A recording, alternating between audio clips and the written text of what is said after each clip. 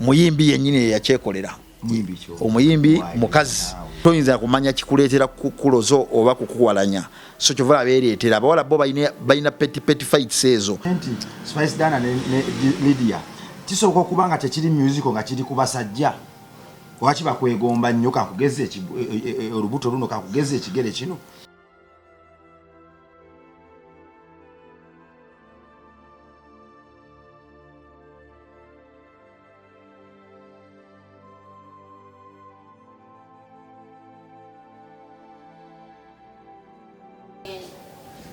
ku MRlive kwetuli on your number one channel kwetuli webale kutufuula ekyo era webale kutuwa maanyi webale mukaseera akatini kutufuula banjawulo era webale mukaseera akatini kutwesiga ekyenkaniddeawo si kyangu kiba kisa naye waggulu wa byonna bwe bugumiikiriza nakwekkaanya ebyo tukuweereza weewaawo n'obijjamu omukyuzo ogwo guba munda osanga bannaffe abapapa nga babikonyeeko gwe batasobola kufuna amanya bampita Metani Club Bongo oba Rima Sam ku MRlive kwensinziira nze nzikiriza nti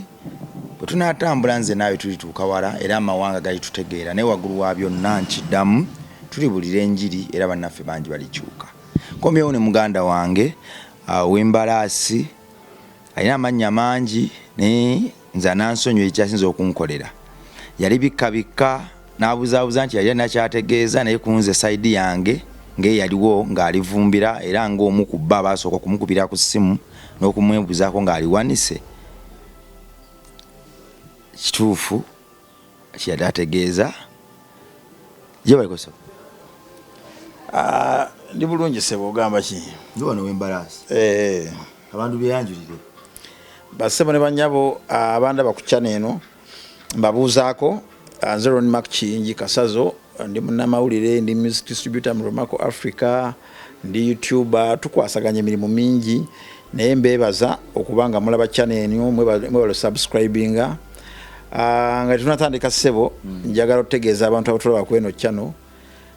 nti ebizibu by'amannyo twabifunira eddagala mu Uganda so oba otulaba ng'olina ebizibu by'amannyo amannyo gakuluma amannyo ganyenyeera ovaamu omusaayi mannyo njagala okutegeeza nti kyamako mu pharmacy kuli okumpi oba drug shop oba supermarket obasabe eddagala lye bayita Nana Herbal Mouthwash. Nana lyeddagala lyakakasibwa National Drug Authority okujjanjaba amannyo gaffe era ne stamp baakoonamu epapa abali emitala w'amayanja kyemanyi kwe bali ku channel kuno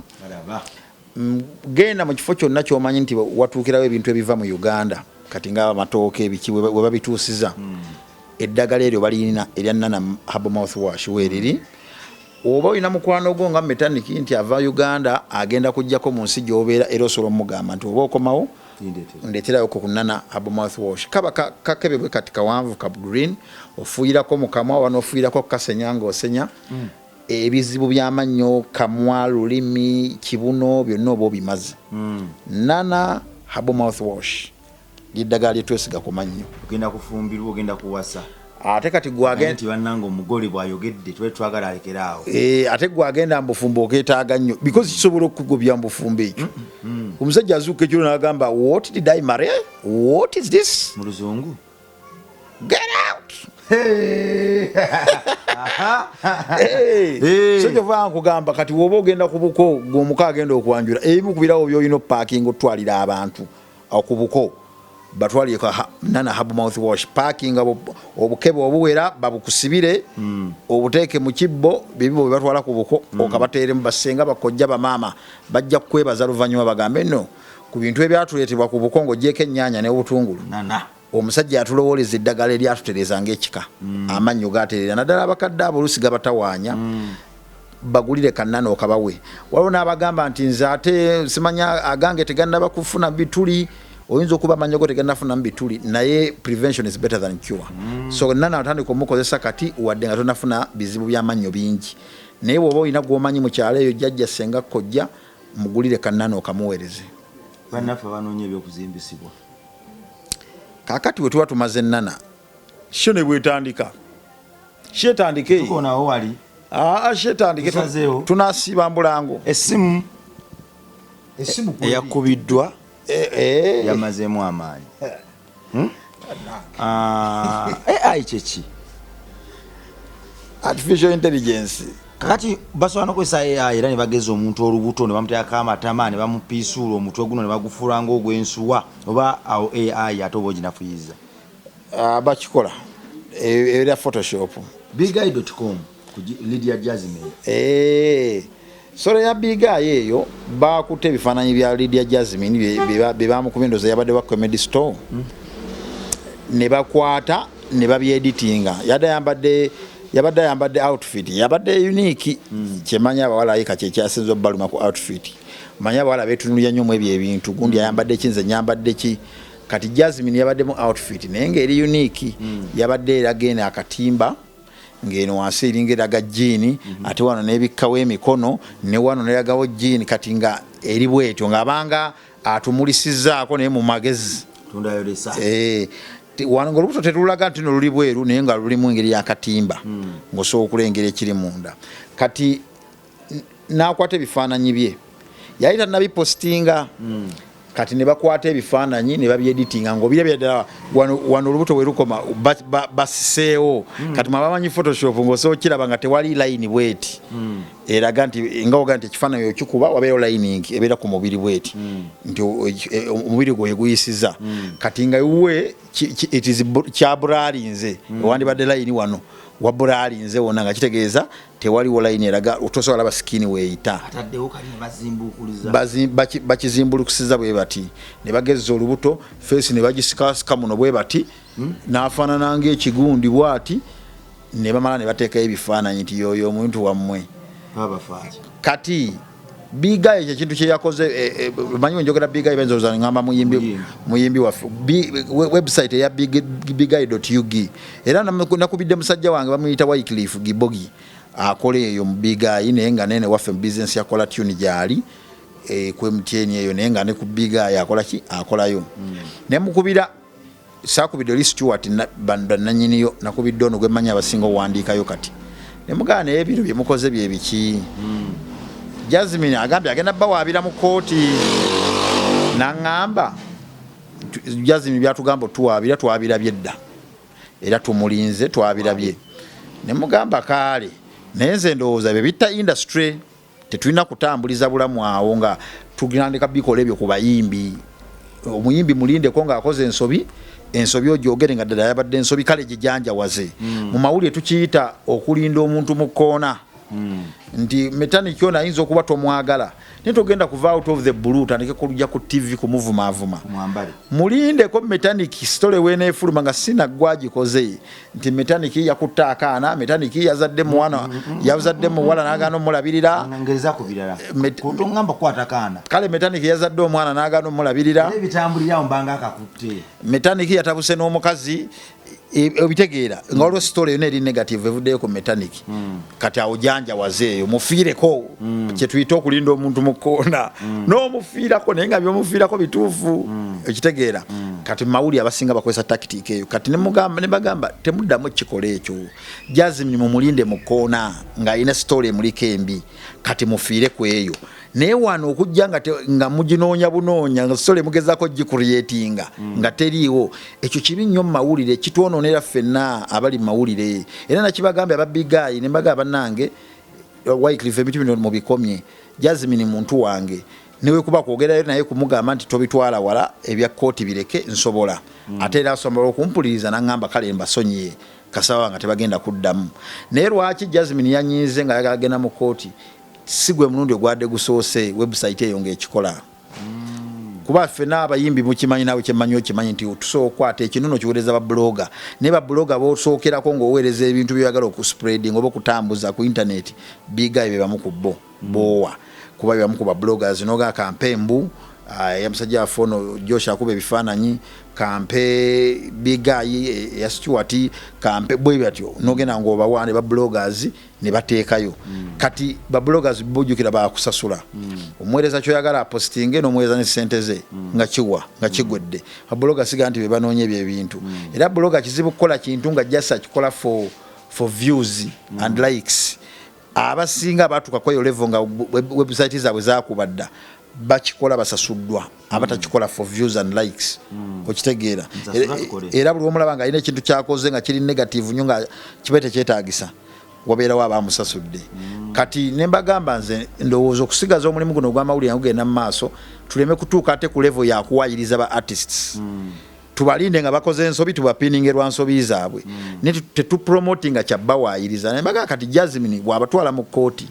kiriza obagaana omuntu akugoba tabula kyakusuuza oyinza ogamba tugende mu kooti tujja kuteekayo enguzi tujja kwetwala tujja kuwangula naye omuntu akugoba tabulako kyakusuuza era mugenda omumaliriza nga akufiiriza ajja kufiiriza credibility abadde bagenda okuwa emirimu abambatandika okwekuba mulimu n'abantu abadde bakukkiririzaamu naye nga ate bafaani ba Jasmine mulimu n'abalala abalinga ffe nga tugenda bitunuya tubirabe tukugambe naye wano olimbye waki owayiriza kati waliwo ffe abaagala equality tukugambe nedda I'm even unfollowing your page okitegeera so ebyo byonna byonna ogenda obbiribala nti omuntu akugoba tabulako kyakusuuza so the best thing to do the right thing temuwayiriza bayimbi kati Jasmine saawa eno munyiivu she's a woman ate kisinga oluma Jasmine nti yalabika amanyi n'abasasudde bano akazanyo kali kukusasula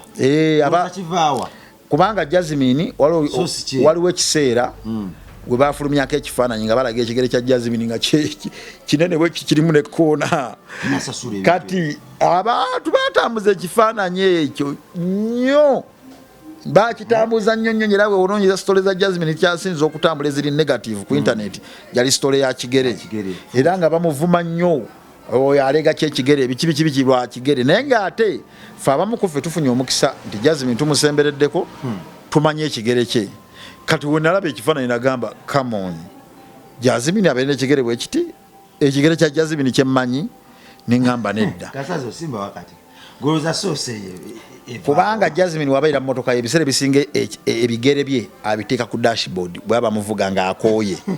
abikwata ebigere bwati n'abiteeka ku dashboard kachovola buli muntu abadde close ku Jasmine babakuba bali yakindaga ekifaananyi ekyorigino kyebazimbulukusa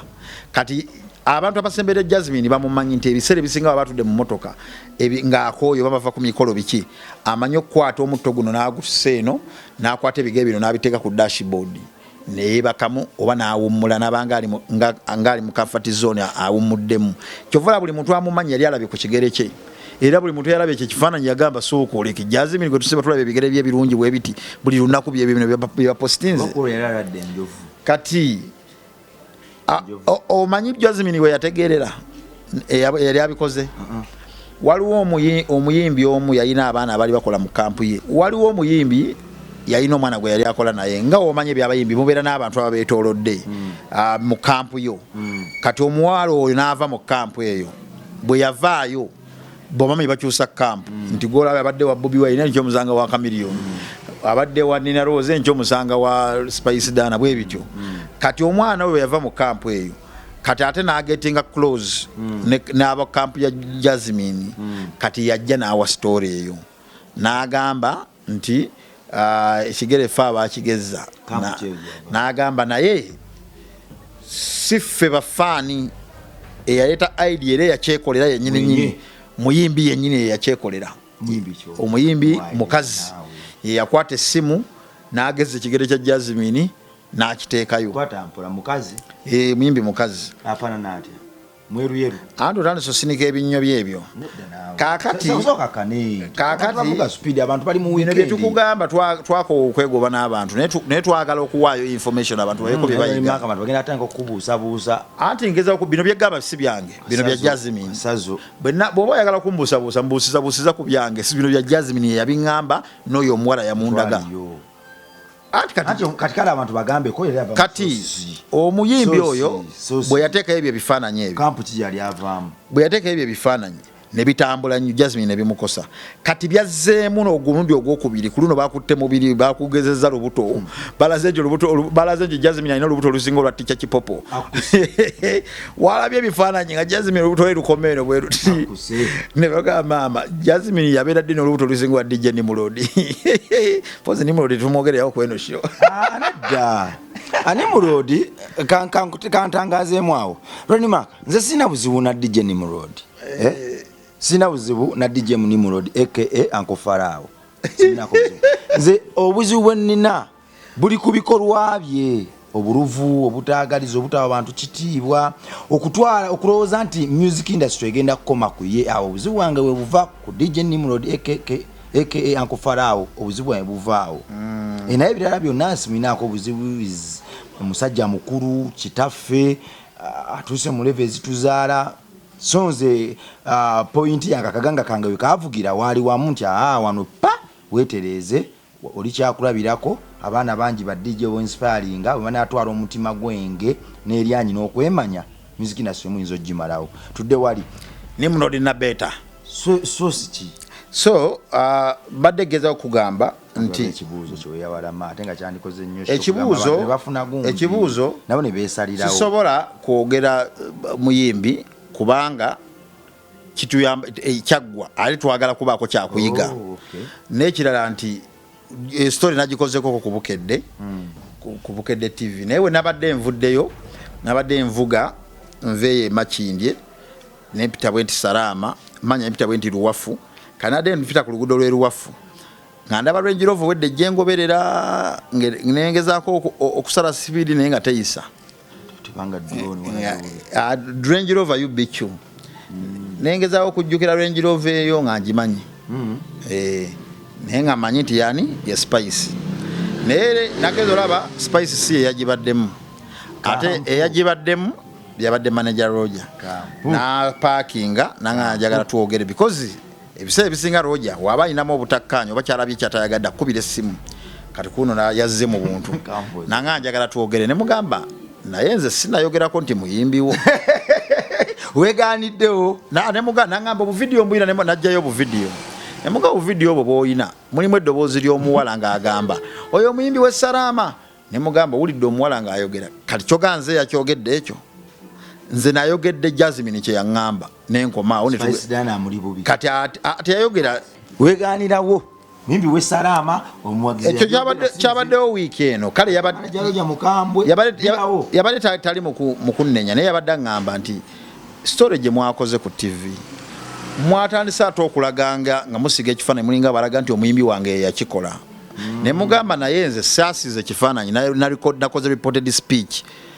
what Jasmine told me and what the girl told me omuwala oli yali mu kampu ne mugamba naye nze nakomye story awo naye na story we yabadde ewedde nabaddeko ne Saimo wa Bukedde ne Zoe kati twali story tugimaze Zoe kwe kuyisaamu eddoboozi ng'agamba naye era omuyimbi tumutegedde oyo we Salama ne tubugamba Zoe totandika pinpointing abantu era ne mugamba wawulidde eddoboozi yaye nga mugamba lekeraawo pinpointing ku bantu okitegeera kubanga twako okwegoba n'abantu tukuuma mirembe oli omusajja omumanyi oli Jasmine ndaba nga terukola nnyo gundi tewali mbiranye nnyo byabawala baba basobola okubeera n'embiranye tekigaana abawala okwevuganya oba okwewalana tekiva ku ndongo kati nze njagala kubulyawo kimu nze nina omuyimbi mukwano gwange mbadde naye emyaka gyonna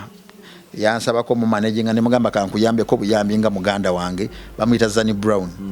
badde naye from day one paka n'olwaleero naye tunyumya naye talina kyakukweka byonna bikugamba naye kati alina ebintu byakunyumiza n'otya kati ng'ebintu byavuddeyo okwogera ku TV ebyamalogo kati ffe twali tubyumya naye emyaka gyonna ng'abitugamba nti yatuuka n'okustepinga ebbali ng'alaba sente azifuna ali mu bulamu bulungi alina omusajja ekimuloze kimussa n'abantu otuuka okufa kwe kustepinga side n'abanga avudde mu ndongo ng'aba teri kimussa n'abanga abivuddemu ebyendongo kitegeera naye nga ffe abitugamba naye lwaki ntogenda onoonyeza abantu abaali bamuleetera ennyo abamuli obubi baali bayimbi bakazi naye nga tabayinaako competition nabo tali mu competition nabo ali mu kikya bali mu kyabwe naye nga bayinza okuba balina ekibaluma either kano katusinga obulungi akatale kati butwogera ku bayimbi abalungi abakazi era boogera ko Zanny Brown yenga ekyo kacyo kakikoloza so katogenda okubalabalamu nti teweetaaga kubanga oli mu competition naye nze kati managenze Chosen Beki nga tubeera naye tutuyiriba tukola ki naye gwe tomanyi bintu bye tusanze naye mu kubeera ebimu abimanyi ndoza kyovola nti naye oluusi anyenya bunyenya mutwe ng'oluusi abantu abakuli obubi abali Chosen Beki obubi tebalina mulayini yemu naye yeeyimbira band music we ayimba pikolo nambaga naye ng'oli amufiirako ayimba kololo yali mufiira ku Chosen Beki ebimu babitugambe nosanga DJ nakugamba omuntu yamuwa sente obutazanya luyimba lwa Chosen Beki ninga te kampu y'omuyimbi oyo tena bwe kwataganya na Chosen Beki okitegeera so at the end of the day bine byabawala byo toyinza kumanya kikuleetera kukulozo oba kukuwalanya so kyovala beereetera abawala bo balina petty fights ezo tebwetaaga kubeera mu competition ate nga jjukira ababaana bonna bazze mu kiseera era kyekimu bakubye mu kiseera kyekimu kate Jasmine ye bw'abalumira nti Jasmine abeera bibye akola bibye abeera yewa space tayomba na muntu talwana na muntu ekirala abasajja gwe basinga okwegomba kirumira wa banna kati aje kirumirawo omuntu ate kati weeseze babaga basinga okwegomba ate bakazi banne babagenda kunyiiga nnyo because omuyimbi omukazi aba ayagala nga yegwe bayayanira abasajja nga yegwe bawaana yegwe beegomba okusinkanako kati abasajja mu Uganda n'abatulaba kuno babuuze nti wetukuterawo abayimbi be Uganda wana abakazi kale ani gwe weegomba okumalako naye akadde kale for dinner for a night kanchitwale for a night kubanga twaga tuyinza obuteetoolola nnyo buna tubakupangidde waawo abawala bonna tubakupangidde waawo tukupangiddewo ba Spice ba Shiba ba Nwaji ba Sindi ba Nina Rose tubapanze waawo ne Jasmine tumutaddeko tukubuuzizza londa akawomu gwe weegomba okumalako akadde naye for a night olaba abasajja abo bali mu comment bajja teekawo Jasmine ngeza okulaga ye mukazi asinga ofuna attention y'abasajja ye muyimbi omukazi asinga ofuna attention y'abasajja right now so kyandibanga olutalo lwa kampu eno ne kampu eri kale katugeze Spice Diana togezesa ku Spice nako wokegoba n'abantu gezeseza ku mulala gezeseza kale ku kampu ya Shiba okusinzira ku Range Rover yadde goberera Roger tatwayogedde bwogezi ng'abantu bakulu nga musajja ku musajja bwemba mwabyogedde mwabimaliriza tajja kunyiga kale wakati kati katugeze nti Spice Diana ne Lydia kisoboka okubanga tekiri musical nga kiri ku basajja waki bakwegomba nnyo kakugeze olubuto luno kakugeze ekigere kino ekyo tekiri kiri mu kulumwa abantu abalumwa ngo ine ekirungi baba bangi ne Spice naye ayinayo abantu abalumwa ku lulwe nga balina kane Spice alina amagulu amalungi era agewanisa wamasibwe kiri bujote yewana talina amagulu amalungi olabye oyo mwagezo Spice Spice yewana nnyo talina amagulu amalungi kati era waliwo abalumwa ebigere oba amagulu n'ebigere byanjawulo alina amagulu amalungi era yewana katugomanyi nti waliwo era abalumwa nti lwokuba Spice alina amagulu amalungi kale gayinza obutakuloza naye rawiro abalumwa okitegeera bayinza obutalumwa nnyo kutuuka ku level ya kuloga ng'oli alina beauty oba nti agambe nti kati nga balwadda Zanny Brown mulungi kyangu nnyo omuntu kunyiiga n'atuuka ne ku level eteddogo akuloge tolabe bayira acid ng'oluusi talina kye yali amukoze naye ng'awulira obasusseeko nnyo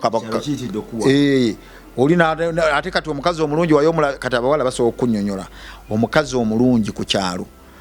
omukazi n'amalala babaawe ng'ayimiridde okubuuza ku mukazi asinga obulungi ku kyalo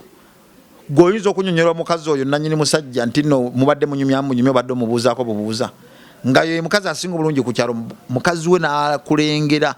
omukazi w'omusajja n'alengera bbaawe ng'anyumya n'omukazi asinga obulungi ku kyalo ebambeera nnyo ebemaze okuggulwawo abadde amugamba ki naye wamugamba nti abadde amubuuzaako bubuuza oba abadde amutuma wa oba abadde amugulako bintu ku dduuka amugamba bigule ku dduuka eddala si kuli oyo lutalo luba lumaze okuggulwawo so nze ngeza okulaga nti bino ebintu tebisobola kukoma naye tetwagala kubeera paati bw'oba olaba nga gwalina paati gy'oplaying okubyongeramu okubifiweringa you should stop people like biguy.ug balina okustopinga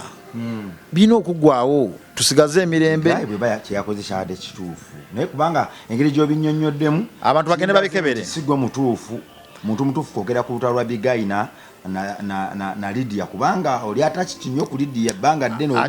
njagala nnyo ekintu ekituufu omanyi lwaki Jasmine yabadde yaklarifyinze yabagambye na postinze ebifaananyi ebituufu ebyoriginal ne babikwata ne babyeditinga mu mugende ku page yange mulabe ebiri original ne biba editinze era ne bogenda ku page kati abatulaba kati basoteeka mu Lydia Jasmine ne bakebera page ya Lydia Jasmine ya Facebook oba Instagram gwe kebera ajja kulaba ebiri ebifaananyi ebyaddala ebyo original Jasmine ya postinze je biri ne biga ebya editinze nabyo je biri ya Jasmine yabisharinze nabagamba bibino na sharing aka post yabwe nabagamba kati wama abafani bae mugende mukebere ku page yange kuno kwenyini kuliko ebyaddala ebya original bano bya editinze chovula nte ekyo kyabadde kiriya nawe ne bwona obiraba oba oyagala banonya bakuba kibooko ababigayi ne kampeni ngeba n'obuvuyo kubanga kampeni eyo yasooka eri wa gondi wa Shiba we yajimega ate kateze iyo egenda bwete sojja busojja ate nabanga kampeni oba oyagala okwogera ku Spice Diana ne Roger ojja boogera nga siri kweno sho zinako okwegoba n'abantu wangamba wano waweze no gama Roger muje mu mbozi ne Spice muje mu mbozi sinabateeka ko mu mbozi yange sagala Roger ansange wali arange ko ngama tubadde ne metanikira bongo nga mundiko sagala bateeka mu mbozi oweda njogera ku Jasmine wange gwe manye yampadde mbozi kasazo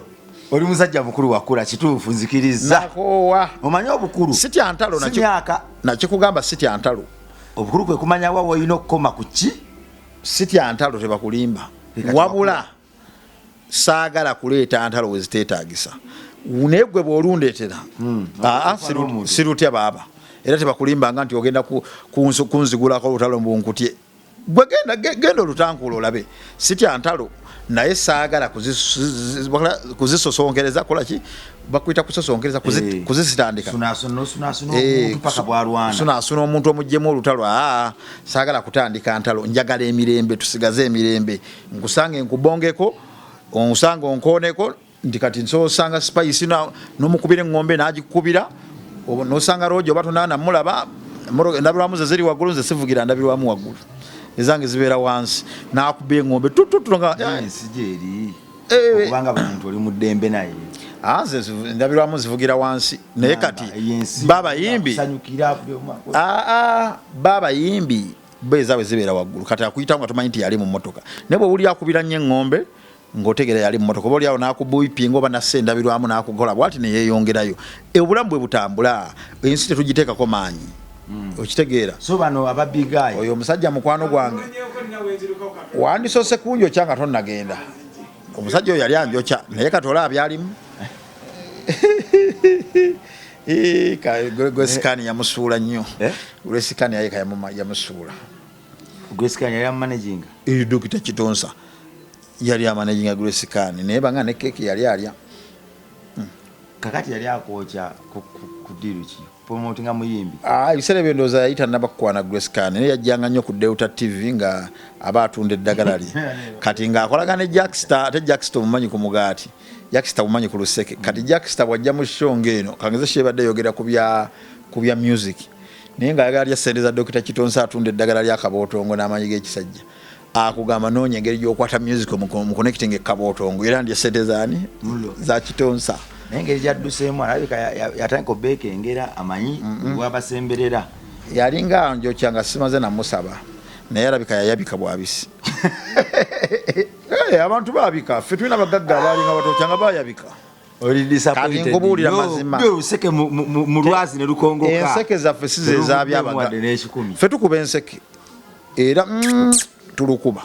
naye enseke zino enseke zetukuba size ezavuwa z'abagagga baffe ekyavuwa z'abagagga baffe nze bonna bendabye bakazi abo abakazi balaba edduka ate bw'ofuna owa industry oba owedde jjukira aba industry bali expensive musimanyi okwana omuyimbi gwe omuyimbi omanyi okukulako omuyimbi bwe kutandikira omuyimbi talina budde bwagenda kugaabugaza sula director bankolere video ng'ojja ogwa mu director nga video ya $1,000,000 olaba